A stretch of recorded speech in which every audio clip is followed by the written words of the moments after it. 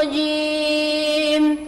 لا يكلف الله نفسا إلا وسعها، لها ما كسبت وعليها ما اكتسبت.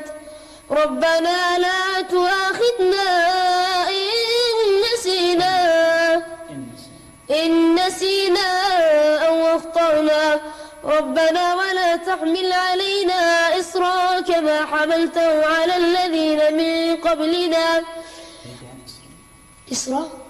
الولد عمار كان يمتاز عندنا في الحلقة بسرعة البداهية والذكاء عمار العزكي رغم حداثته على الفن يعني به فنانين أكبر منه وشهرتهم عالمية وشهرتهم واسعة، وبعضهم قد خرج الخارج، وأعمامك هؤلاء الفنانين ما قد تجرؤوا أبدا أن يفعلوا ما فعلت يا عمار العزكي.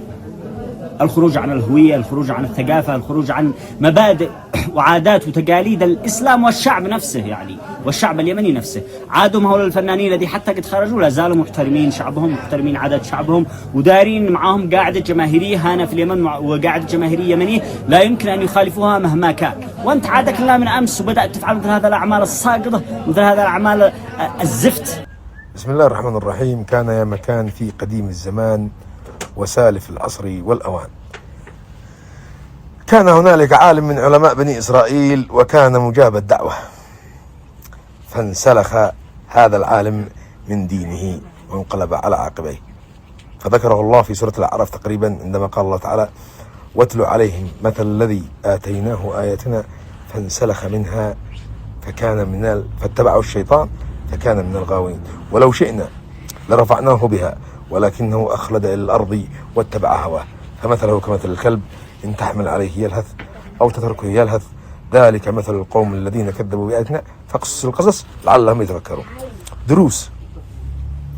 واليوم ما جرى من ذاك الفنان الذي كان حافظا للقرآن، ومن ثم انقلب على عقبيه وانسلخ من ذاك الالتزام إلى الفن المائع.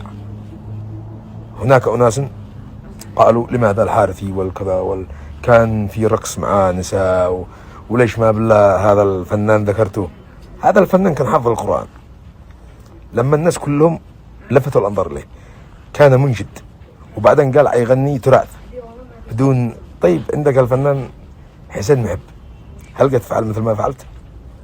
لا، اسأل نفسك. فلذلك يجب علينا أن نزن. الحارثي السنيدار لا تقارن الشاولك، هؤلاء فنانين من يومه، بس هذا كان حافظ القرآن فانسلخ من الحفظ.